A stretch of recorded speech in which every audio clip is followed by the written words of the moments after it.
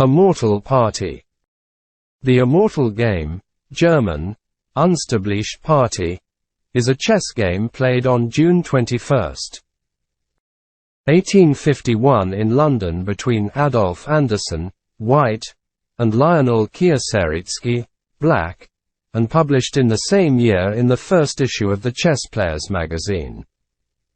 Founded by B. Horwitz and I. Kling.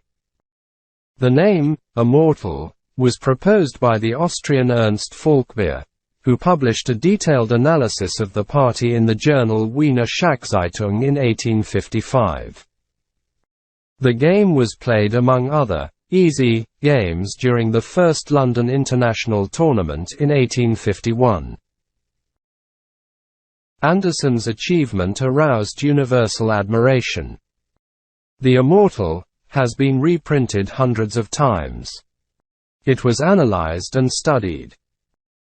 It was unanimously recognized as the highest example of Romantic chess, a movement that dominated the mid-19th century.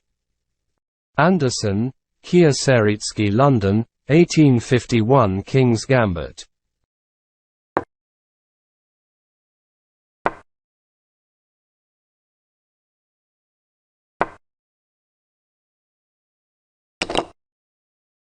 The King's Gambit accepted. Black takes the pawn, hoping to repel the attack and take advantage of the material advantage, or, at an opportunity, return it and achieve a full game. The move that determines the Bishop Gambit. The most popular sequel at the time. Modern theory favors 3. Knight f3.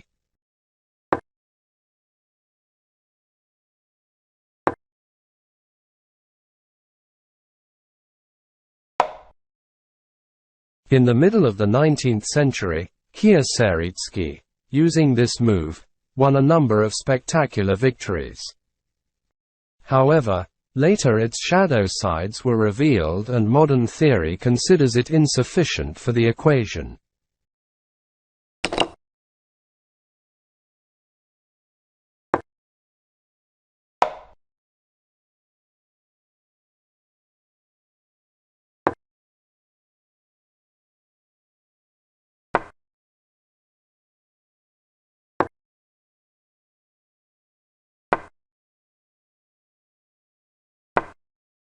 Decisive mistake. As Kieseritzky pointed out later, he should have continued with 8, g6.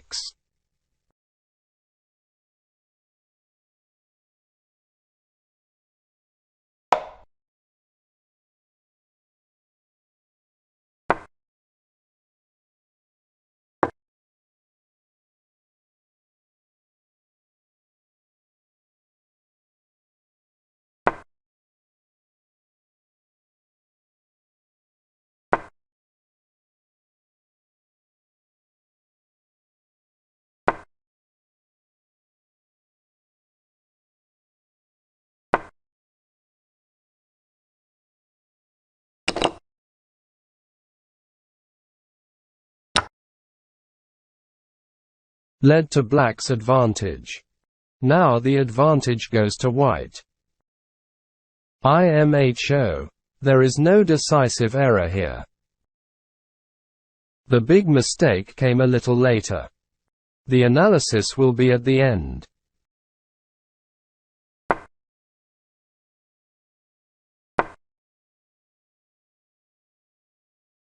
IMHO.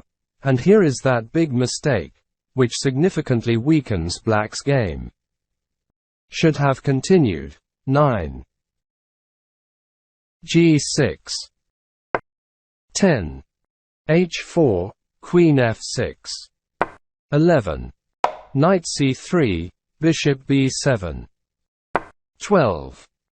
Bishop c4, c6.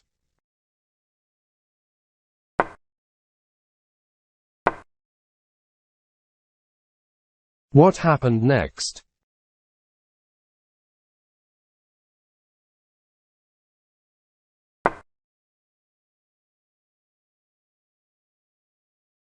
IMHO was better here. 10. Bishop a4, g6. 11. Knight g3, knight g7. 12. Knight e2, knight e6. 13. Knight d2, bishop h6 with approximate equality. On 10. g4 followed.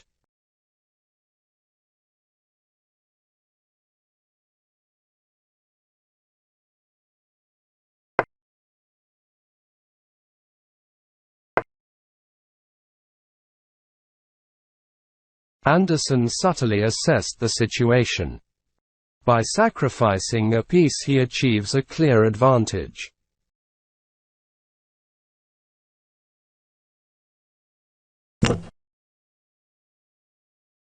IMHO.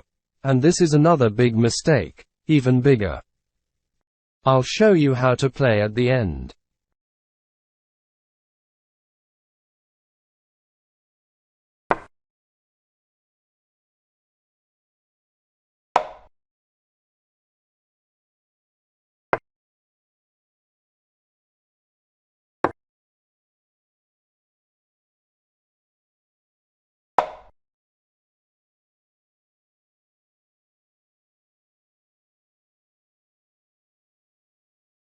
Now white threatens to win the queen with 15.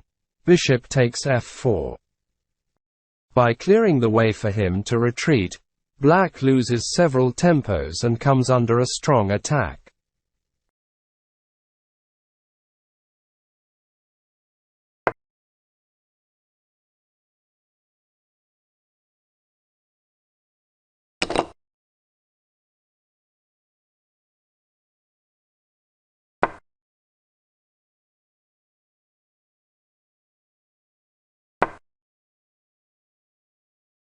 White has a colossal advantage in mobilizing forces, and the defense tasks for black are extremely difficult.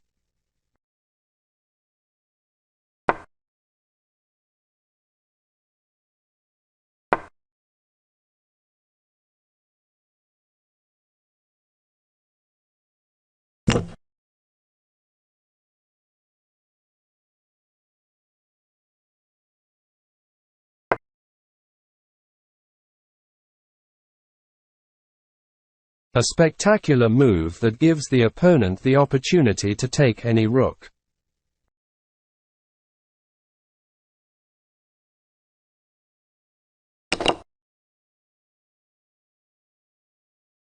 As Steinitz pointed out, continuation 18.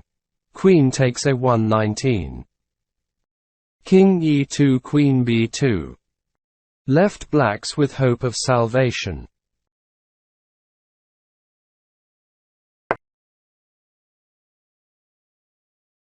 This magnificent move completely deprives black's queen of the opportunity to help her king.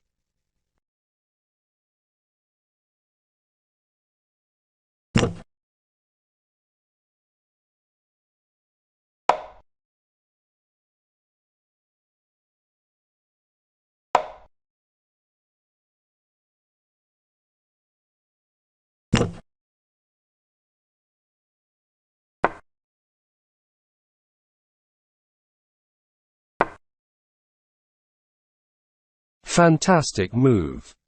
White is already missing 2 rooks and a bishop, and by giving up the queen, he is left with only 3 minor pieces. The queen is sacrificed to checkmate the bishop on e7.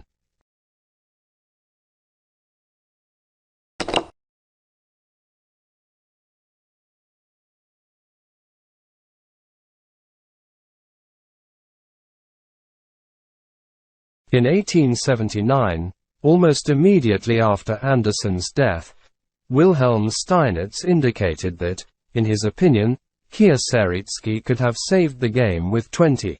Bishop a6. In the Steinitz variation, the game could, if Kieseritzky played correctly, end in a draw with a perpetual check.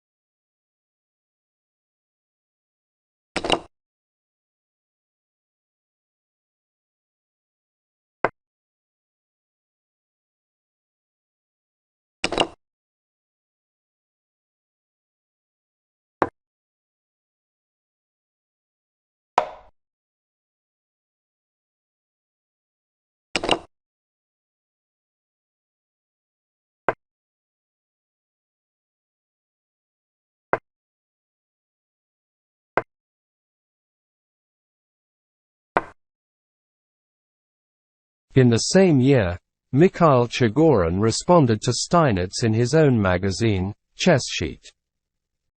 He convincingly refuted the Steinitz variation, 20. Bishop a6 21. Knight c7, King d8. 22. Knight takes a6, and at the same time complemented Falkbeer's analysis.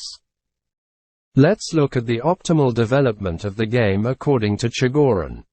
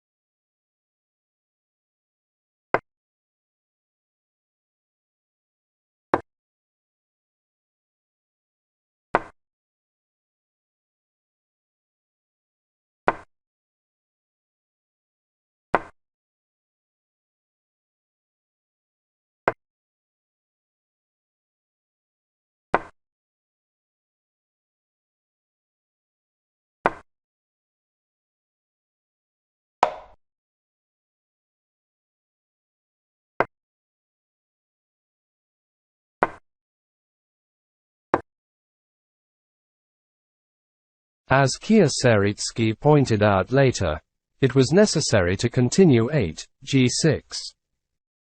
Here's how the game could optimally develop in the case of 8, g6.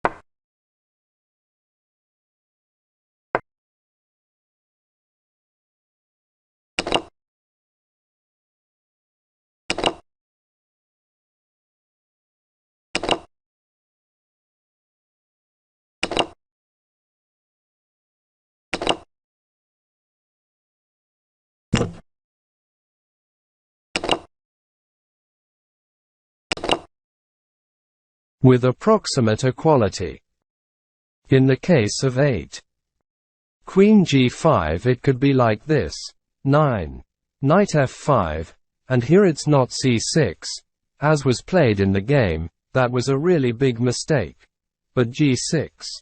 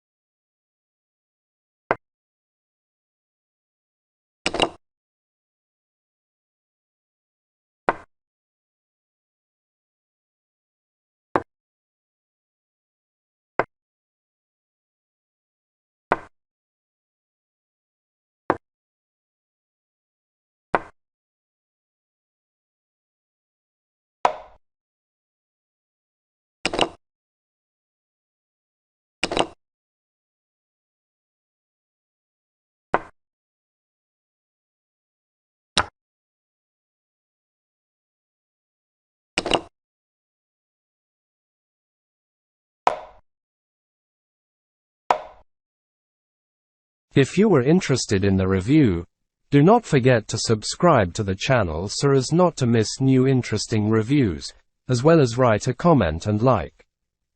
The next review will come out unknown when, as a business trip is planned.